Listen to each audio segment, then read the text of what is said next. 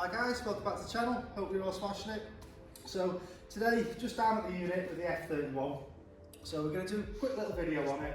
Basically I've had the car for 2 years now, so I just want to talk obviously about what I like about the car and why you should get one really. I mean, I absolutely love the F31. Hello. Well, you do it. Just let yourself in. Yeah, I have. Well, you give me a key, haven't you? So just do a quick little video on the car. On the old 31. Ah, yeah, it's looking quite nice. 2 years of ownership, yeah, looking fresh. Yeah. So, what's your aim of today to discuss? Well, it's just a bit of a walk around with the car, really, isn't it? And why I like it, why we like these cars so much. And I think after having one for 2 years, it now allows you to put it out there. Well, if these cars are actually worth. Yeah. We've had older models of BMWs. I've got the 91, haven't I? So I've got the predecessor. I've got the E46 as well. I've got the E92. You've got the F30. So I've got quite a few of them now. Yeah.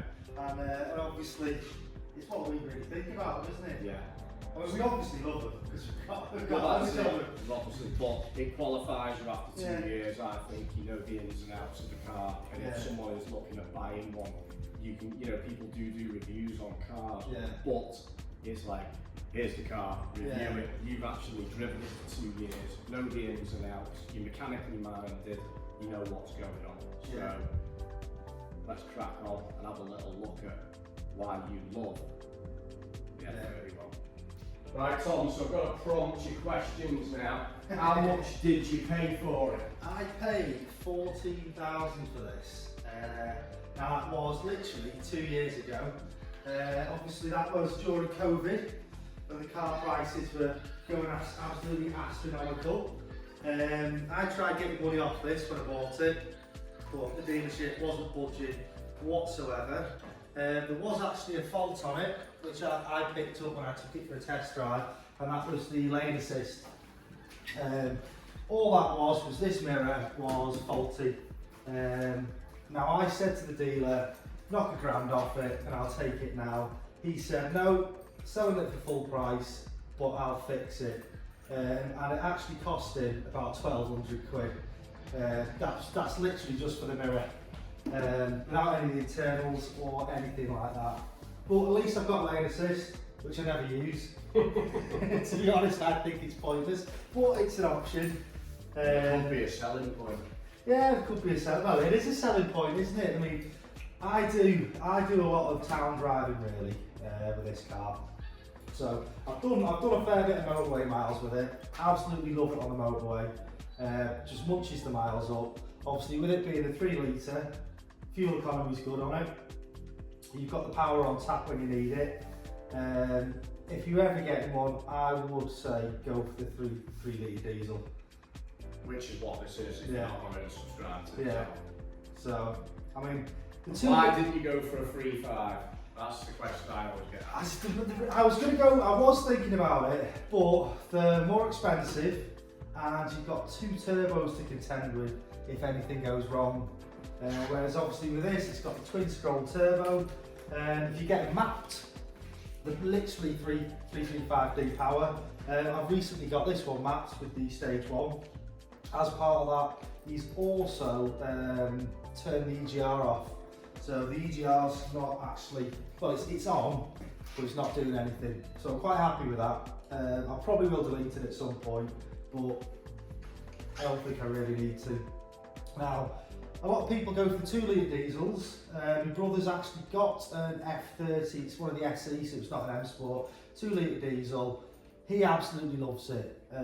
Obviously they're not as quick as these, but it's enough power. He does a lot of motorway miles and he's getting 60 odd miles to the gallon.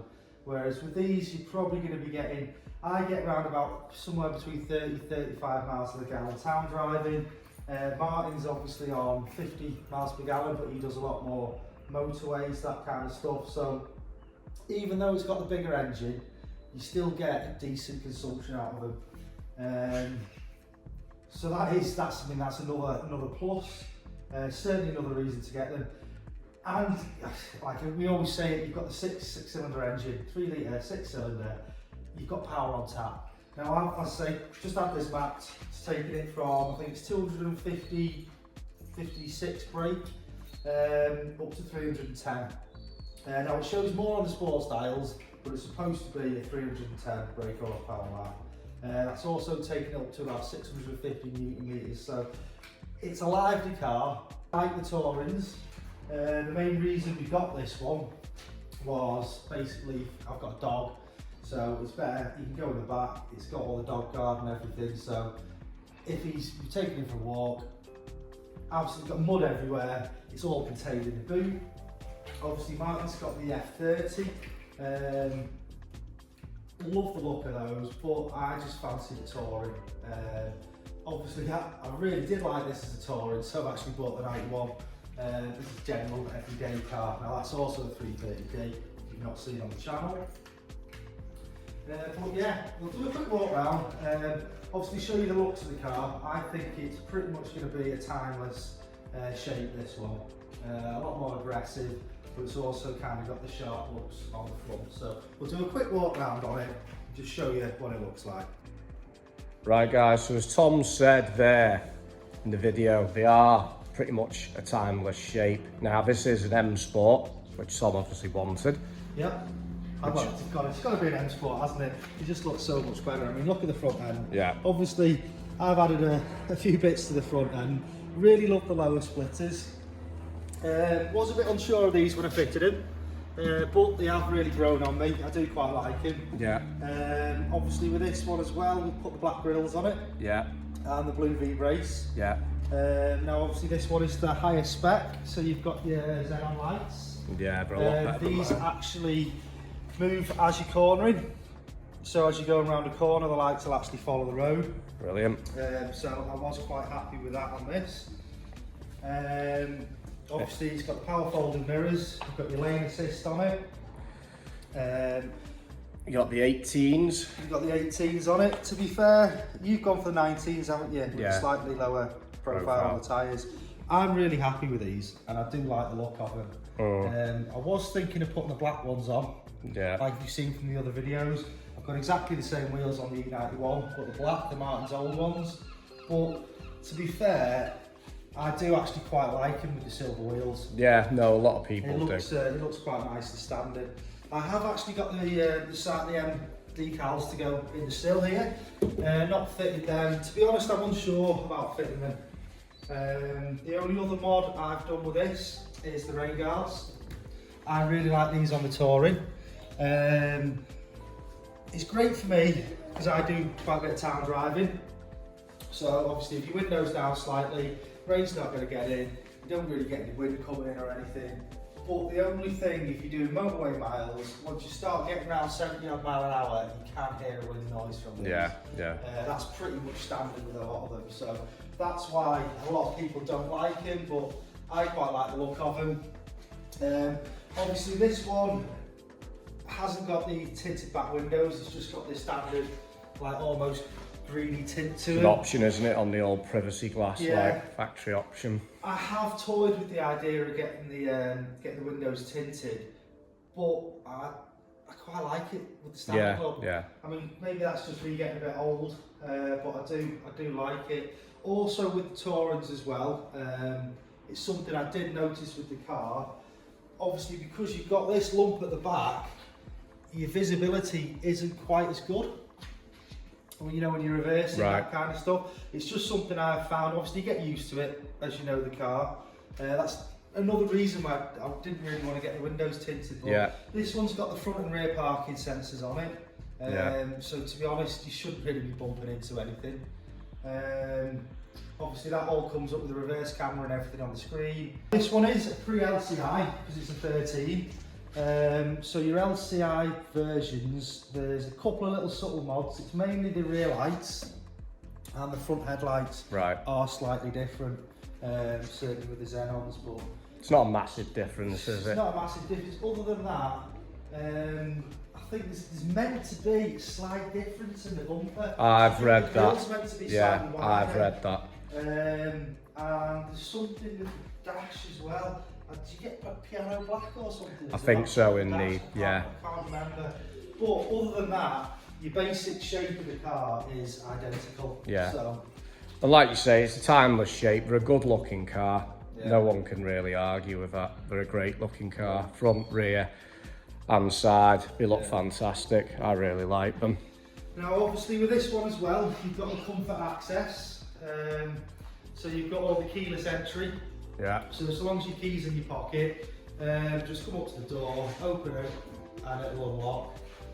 Obviously because this one's a touring, you've got the electric boot on that, so you've got two ways of opening it. If your car's locked, and obviously you've been shopping, so you've been away from the car, you can just literally walk up with it, do shopping in your hands, keys in your pocket, swipe under the back, and the boot will open. Hey. Like that. So that's quite Does it nice shut like that as well? Go on, let's see. No, well you've got a button there. Yeah, you've got the button. So by the time you put your shopping in, yeah. you know, so I mean there's a nice bit of space in the boot. Obviously you've got the dog guard with it. The only thing I wasn't too happy with it is this one hasn't actually got the cover that pulls over the back. Right, okay. It's just literally the dog guard, but to be fair, I don't really keep much in the boot, so it's not. Really plenty of space. Obviously, as well, I've got, as you can see, I've got a dog, so I've got the boot protector. Definite. If you lift that back, you can see you've actually got a couple of luggage holders. Now they clip in on the car; they can stop your luggage rolling around. You've got a couple of nice bit of storage as well in there. So obviously, I've got the first aid kit and the tyre and all that. So you've got a bit of added boot space. A tyre. It didn't look like there was a tyre in Sorry, there. not a tyre. The tyre weld. Tyre weld. I was going to say, was there a tyre in there? Yeah, just a little mini one. Just a little tyre, a little trolley wheel. Now you've also got what's there. Oh no, I haven't got any of the CD player or anything like that. But you've got rear cigarette lighter sockets, so you've got power on the boot and everything. If you're a camper, that's just or on for the blowing side. your tyres up. With it being a touring, all the seats fold down and this comes out, so you've got loads of space. Yeah, it's like a little van in it. Yeah, absolutely loads of space. With these as well, you've got lots of options with your iDrive. Basically, you can change the height the boot opens to, all that kind of stuff. So. And. Oh yes, I always forget about this. Brilliant. You've got the split glass. Brilliant. Just a quick. To be honest, shopping in. Yeah, shopping in. That's it. Job done. So that's always quite handy. Yeah. So this is under the bonnet. It's not everybody's cup of tea with the plastic covers, but to be honest, I think they look quite nice. What do you reckon? I don't mind them. Yeah. It's not like the old days of the E30s and 36s and even the 46 where you've got the big. Yeah. But still, they look nice under here. Now, what have we done with this? Obviously, we've done the filter on it. So we put a pipe across filter on it. Obviously, that's becoming a common theme between all of our cars. Other than that, it's pretty much standard, apart from the stage 1 map, and obviously I've had the EGR mapped out of it. So as you can see, it's brand new from BMW, been changed, so we've turned it off. So in case you're wondering what a 3 litre diesel looks like, there you go. And twin power turbo doesn't mean it's a twin turbo. Yeah, it's not a 335. It's just a twin scroll turbo, isn't it? Yeah, so. BMW marketing there, isn't it? Yeah. So many people on the forums think it's a twin turbo, whether it's on the 20D or the 30D, it's not.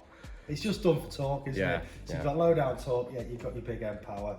Right guys, so let's have a little look inside. So we've got the factory black Dakota leather. If I come round here now, Tom's set up this lovely detailing light for me so we can clearly see the inside of the car like daylight. So we've got the M Sport front seats, which are fully electric. Obviously they've got the electric side bolsters so you can snuggen yourself up a little bit when you're on them racy corners. These seats are fully heated, only in the front though. Stereo wise, Tom has got the Harman Kardon upgrade, which is miles better than standard. And if we have a quick look in the boot now, the good thing with the F31, Tourings in general are pretty much all ages. You get the extra speakers in the roof if you like your boom boom. So that is a nice touch, and we covered the boot before. It's a decent sized space. So if we come round the front now, Tom's just gonna give us a little rundown on the tech spec. Oh yeah, and unlike mine, he's got the, just noticed that, you've got M's, that's really upset me. Anyway, I've not got them on poverty spec. I've got them in the back as well. Oh, go away. So yours is higher spec than mine inside, so just go on, Tom.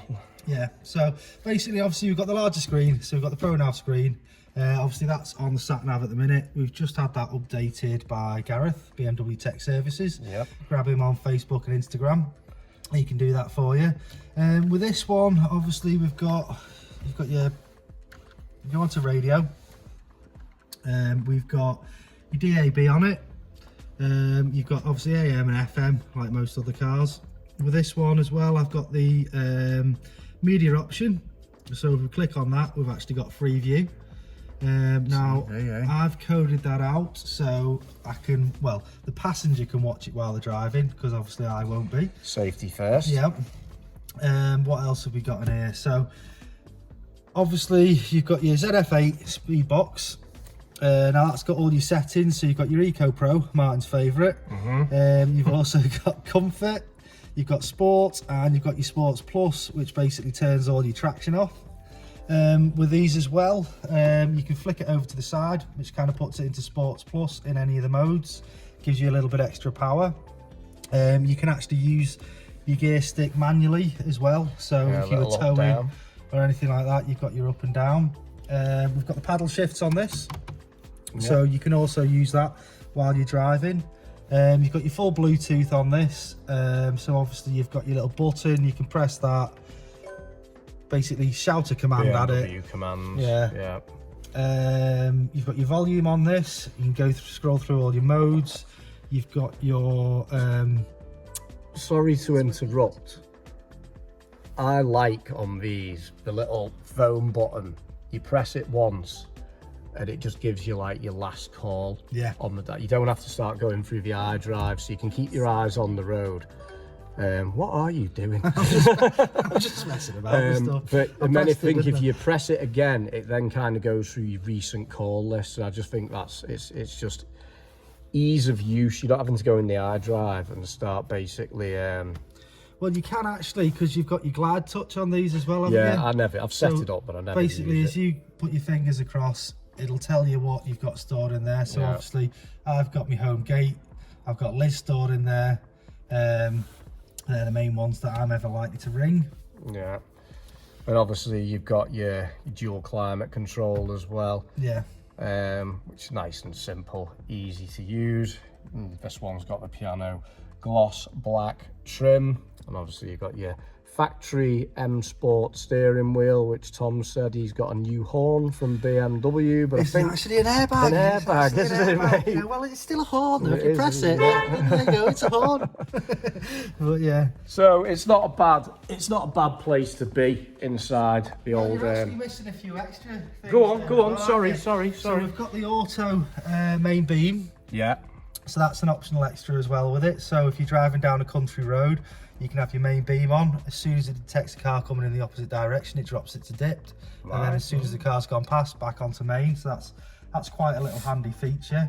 With this one as well, if you want to just come round this side, Martin. Oh, just before I come, just to finish off this side, there is also cigarette lighter under the glove box, which is useful. I never knew I had that. So he wants me round this side. Let's have a look. So I don't know whether this will really show on the camera. Just pass this here. Go on, mate. And I'll just zoom in. We have actually got the head-up display. So as you can see there, just pops up on your windscreen as you're driving. That gives you your your speed limit, your actual speed, and it'll also give you all your sat nav directions, all that kind of stuff. So something that I really like, but some people are not a massive fan of it. And that is probably about it for the interior. Oh yeah, we've got the little blue stop start button. That's a 10 brake horsepower mod, isn't it? Other You've than covered that, your electric folding mirrors as well, haven't you? oh yeah, Electric folding yeah. mirrors there. So they fold in. And you can get that on the button as well. If you hold the button when you lock it, Yeah. it'll shut. Well, I've coded these in so they fold up when you lock it anyway. You've also got that little button down there. That is your lane assist button. Now you'll see on the mirrors, you actually got like a little warning triangle. So with that, obviously as you're driving, if you indicate and try and change lanes, and there's a car, it detects a car in like your blind spot, they'll light up. You get a little vibration through the steering wheel just to tell you, don't turn, you're gonna crash. You got a vibrating steering wheel? Yeah, it does a little bit of a. I haven't got that. Well, you haven't got lane assist, Marty. So that just about wraps it up then for the F31.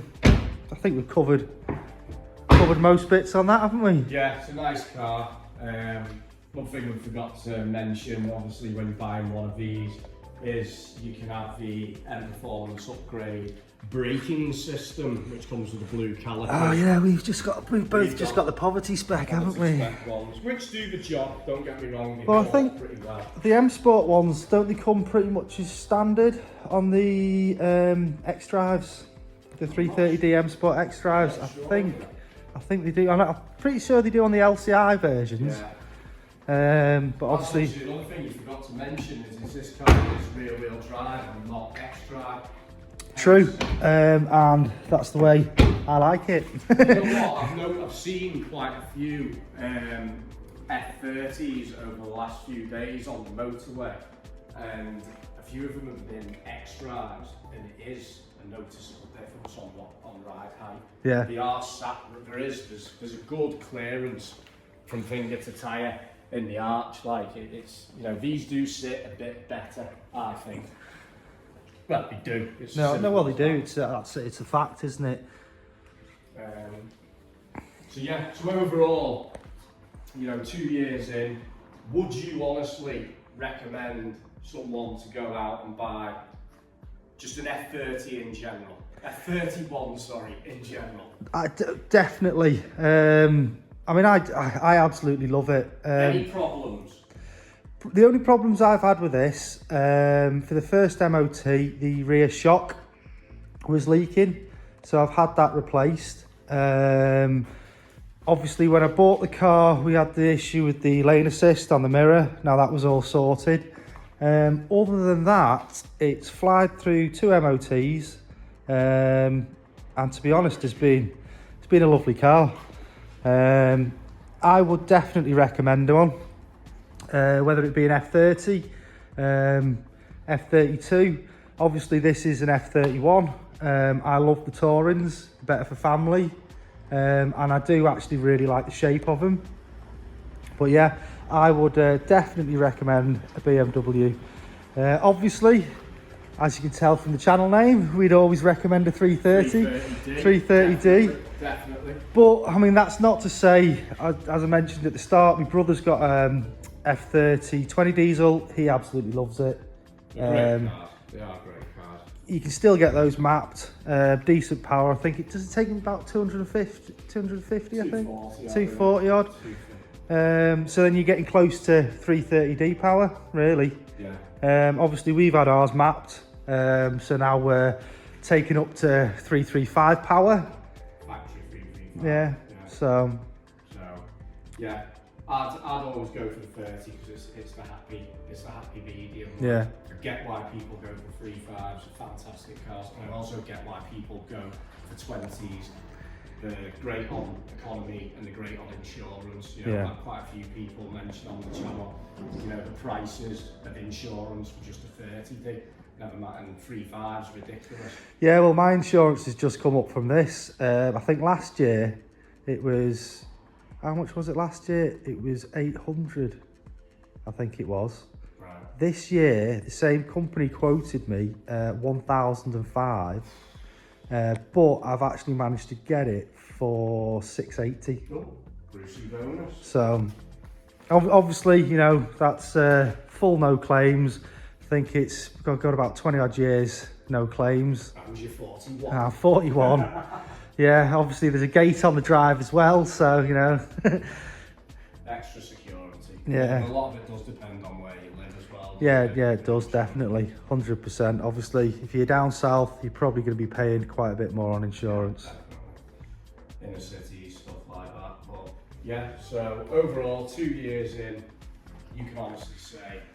Absolutely love it. Obviously, not really had any issues with it. Got it mapped the other day for my birthday, so we'll be doing a video on that. We'll be doing some draggy times, because obviously we did the standard draggy times on it. Yeah. So we'll get that one out soon. Good stuff. So there we go, guys.